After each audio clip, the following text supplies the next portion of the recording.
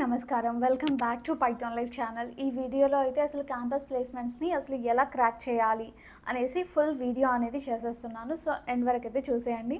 Detailed information అనేది మీకు రాబోతుంది. ఓకే. సో, ఫస్ట్‌లీ అసలు క్యాంపస్ ప్లేస్మెంట్స్ లేదా కాలేజ్ అంటేనే జస్ట్ దాంట్లో ఒక సెమ్‌లో మంచి రిజల్ట్ వచ్చేస్తే చాలు అనేసి చాలామంది అనుకుంటున్నాము. చాలామంది పేరెంట్స్ కూడా అనుకుంటున్నారు. కాకపోతే ఒక పేరెంట్‌గా అయినా సరే, మనంతకి మనమైనా సరే తెలుసుకోవాల్సింది ఏంటి అంటే సీజీపీఏ మార్క్స్ కోసం కాదు. అసలు నువ్వు ఏ స్కిల్ నేర్చుకుంటున్నావు, ఒక్క స్కిల్ అయినా సరే ఎంత డెప్త్‌గా నేర్చుకుంటున్నావు అన్న దానిపైనే జాబ్స్ వస్తాయి. అది చాలా చాలా ఇంపార్టెంట్ అందరు కూడా తెలుసుకోవడం. చాలామంది కూడా నీకు సరిగ్గా మార్క్సే రావట్లేదు, కానీ ఏదో స్కిల్ అంటావు, ఆ కోర్స్ అంటావు, ఈ కోర్స్ అంటావు, నేర్చుకుంటావు. కాకపోతే అసలు నీకు మార్క్స్ రాంది జాబ్ ఎవరిస్తారు అది ఇది అనేసి అంటారు. జాబ్స్ అనేది ఒక లెవెల్ వరకే యూజ్ అవుతాయి. జాబ్ అనేది ఒక సర్టెన్ పర్సంటేజ్ వచ్చేస్తే అది చాలు. కాకపోతే నీకు 10/10 వచ్చింది అన్నంత మాత్రాన ఒక టాప్ కంపెనీ వచ్చేసరికి నీకు 1,00,000 డైరెక్ట్గా ఫస్ట్లోనే 1,00,000 శాలరీ ఇచ్చేస్తే తీసుకోదు.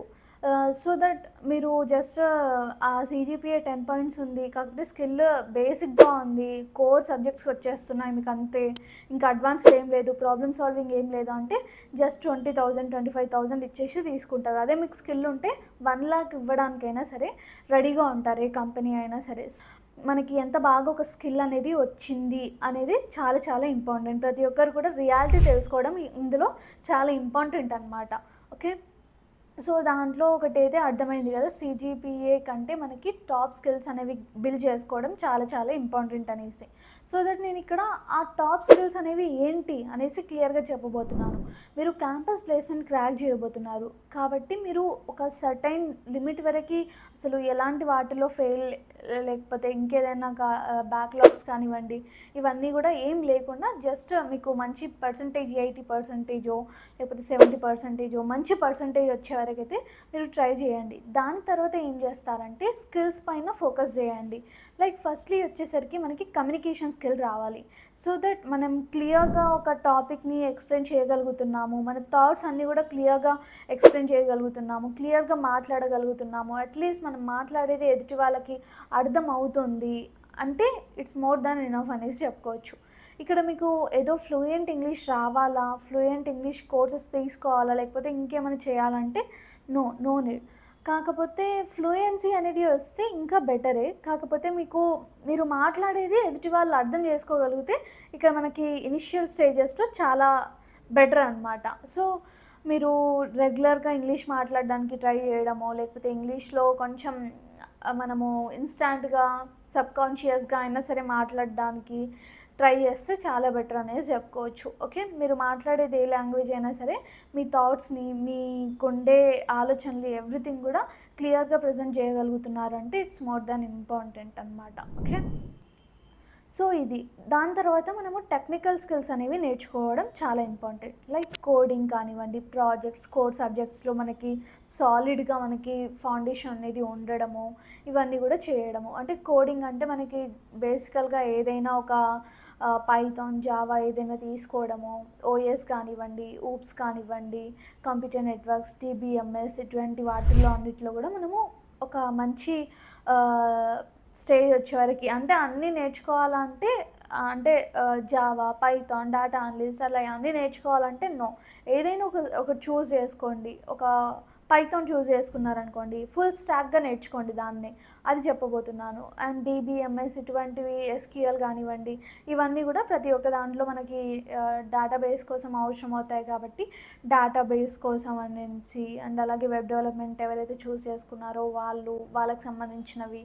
సో ఇలా దేంట్లైనా ఒక దాంట్లో ఫుల్ స్టాక్గా పర్ఫెక్ట్ అవ్వడం చాలా ఇంపార్టెంట్ అనమాట. ఓకే. దాని తర్వాత ఏంటి అంటే ప్రాబ్లమ్ సాల్వింగ్ స్కిల్ అనేది చాలా ఇంపార్టెంట్.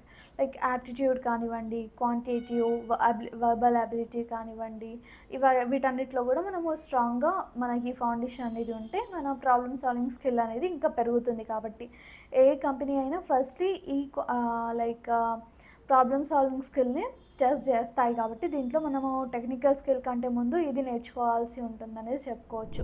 అండ్ దాని తర్వాత మంచి పోర్ట్ఫోలియో క్రియేట్ చేసుకోండి, మంచి లింక్డ్ఇన్ క్రియేట్ చేసుకోండి, ప్రొఫైల్ ఎవ్రీథింగ్ కూడా మంచి రెజ్యూమే క్రియేట్ చేసుకోండి, మంచిగా 8 years ఫ్రెండ్లీ రెజ్యూమే క్రియేట్ చేసేసుకోండి. సో దట్ మీరు ఫస్ట్ ఇంప్రెషన్ అనేది ఇదే ఉంటుంది కాబట్టి మంచిగా ఇంప్రెషన్ అనేది ఉంటుందన్నమాట మనకి. ఓకే, సో ఇదైతే నేర్చేసుకోండి. ఓకే, దాని తర్వాత ఏంటి అంటే కాన్ఫిడెన్స్ మ్యాటర్స్ అనమాట. ఇక్కడ మనము డెలివరీ చేసే ఆన్సర్ ఎలా ఉంటుంది, ఆన్సర్ ఏది అనే దానికంటే డెలివరీ ఎలా చేస్తున్నాం, ఎంత కాన్ఫిడెంట్గా చేస్తున్నాం అనేది కూడా చూస్తూ ఉంటారు. కాబట్టి మీరు కాన్ఫిడెన్స్ కూడా మెయింటైన్ చేసుకోవడం చాలా చాలా ఇంపార్టెంట్.